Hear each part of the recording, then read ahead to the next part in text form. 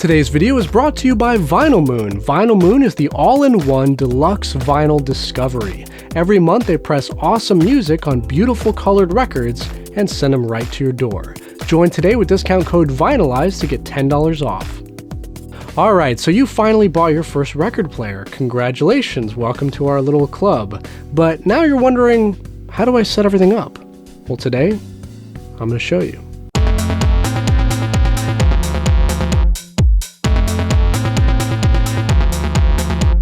Hey friends, welcome back to Vinyl Eyezz. I am Jarrett New. Today we're going to talk about how to set up your record player from scratch. Now, although I've talked about some of this stuff in the past, there's been a lot of new people that have since joined our vinyl community, and a lot of those people actually got their first record player over the holidays. So I figured I'd make this little video to help them out. Also, this video is going to be kind of a big overview of all the important steps required, but if you want to know more in detail, then you should definitely check out this playlist right up here. Now, before we dive in, I just want to let you guys know that today's song of the day is In the End by Linkin Park. And if you have a suggestion for a song of the day, post it down in the comments below and you might see it in a future video. Okay, now regardless of what you've heard, setting up your record player or turntable is not as complicated as you might think. So basically, if you can bake chocolate chip cookies, you can set up your turntable. So don't worry about that.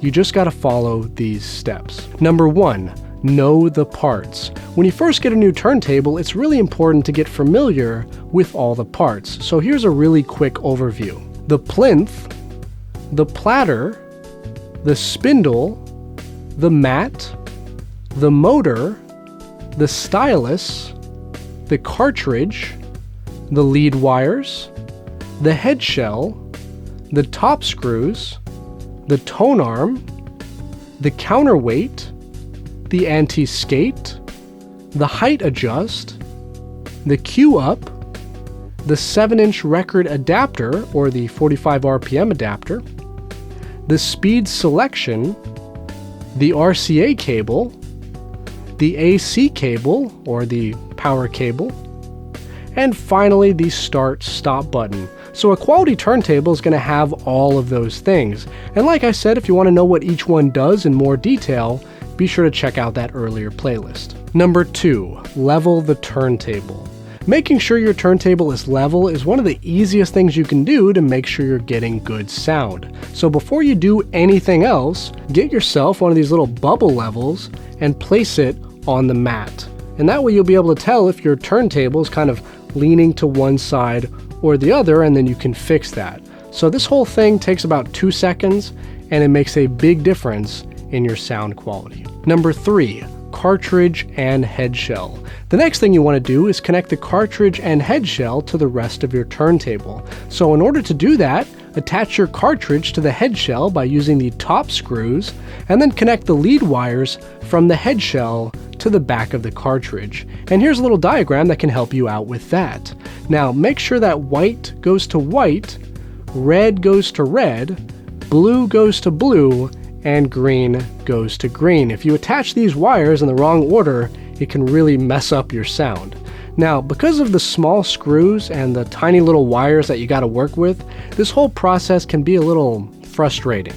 But just don't worry, take a deep breath, in through the nose, out through the mouth, be patient, and I promise you, you will get it.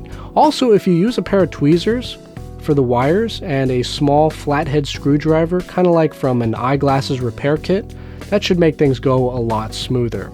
So after you're done putting all that together, connect the head shell to the tonearm.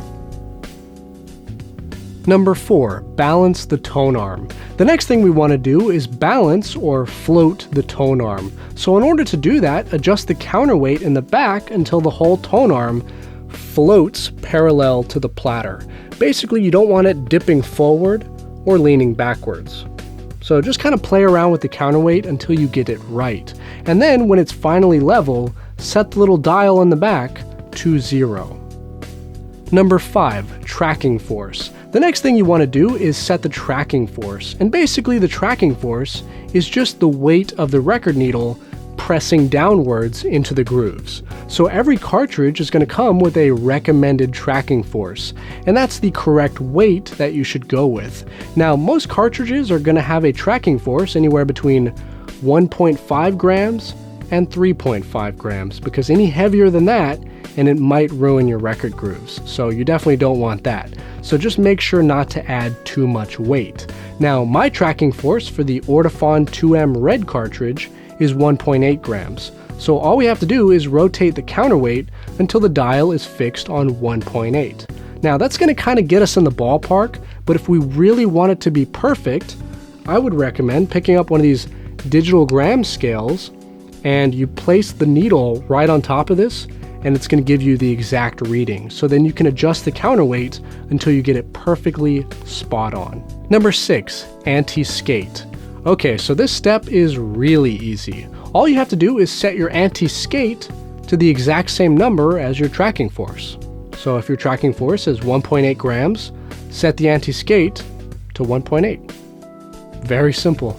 Number 7, height adjust. This step is also very easy. Basically, you just want to make sure that your Tonearm's height adjust is set to a low number so that the Tonearm itself is not raised up too high. Because if it's too high, the needle won't be sitting in the groove properly and the sound is going to be kind of funky. So we don't want that. Now, I have my height adjust set to 0, and that actually works great for me. So if you have the LP120 like I do, I would recommend just setting it to 0. Number 8, align the cartridge. Okay, so we've already connected the cartridge to our Tonearm, but now we have to align it properly. And by doing this, we're actually making sure that the needle is sitting perfectly inside the groove. And yet again, that means good sound quality. So to do it right, we're going to need a cartridge alignment protractor. And I actually downloaded one for free at vinylengine.com. Now, I also went with the Stevenson Protractor because I read online that that one works best with the LP120. So after you've printed your protractor, place it on the mat and adjust your cartridge until it can hit both points on that protractor. So yet again, this is kind of a painstaking process of adjusting the top screws until the cartridge is perfect. But yet again, take another deep breath. Don't panic. Just give yourself some time and you'll get it, I promise you. Also, if your turntable already came with a cartridge pre-aligned, then you can save yourself this frustration and skip this whole step. Number 9, record mats. Most turntables that you buy are going to come with a standard felt record mat, and those are fine, those are totally cool.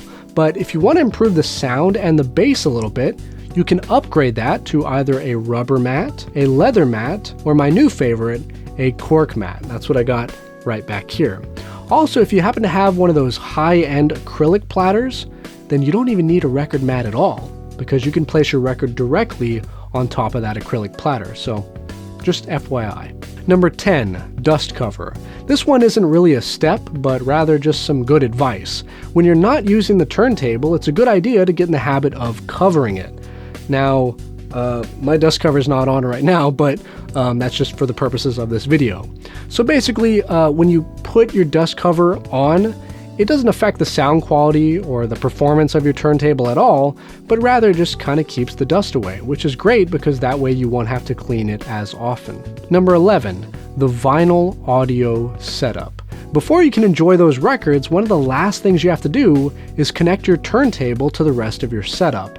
Now, in order for all of this to work properly, you're going to need 4 things. This is what I like to call the vinyl audio setup: turntable, preamp, amplifier, and speakers. Once again, turntable, preamp, amplifier, and speakers. You're going to need all 4 of those components in every turntable setup.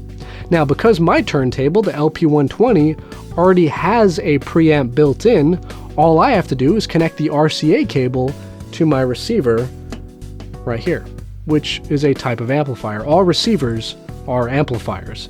So then, using 16 gauge speaker wire, I attached my speakers. So basically everything's connected.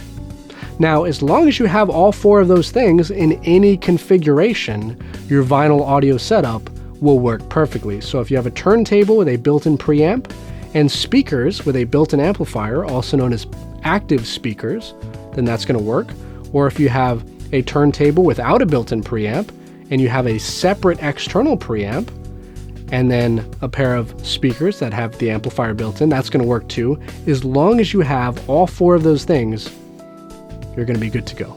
Number 12, accessories. After you're done hooking everything up and before we drop that needle, there's a handful of cool accessories that I wanted to mention.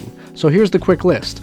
The Mobile Fidelity SoundLab inner sleeves, an anti-static brush, the RCA disc washer cleaning kit, a small brush or Mr. Clean Magic Eraser to clean your record stylus, and finally, one of these digital gram scales that I mentioned earlier, and that's going to help you check the tracking force every so often. So it's good to get in the habit of doing that. Number 13, enjoy the music. After you're done setting all that stuff up, first, give yourself a pat on the back. You have earned it. And second, drop the needle, kick back, and just enjoy the music. You are starting a really fun journey and you're going to be digging through those crates and discovering lots of awesome new music in no time. It's a lot of fun. Now, what is your favorite part about record collecting? Let us all know down in the comments below, and if you love music and vinyl related stuff in general, be sure to subscribe and smack that notification bell so you won't miss the new videos. And most importantly, friends, have an awesome day and keep spinning that vinyl.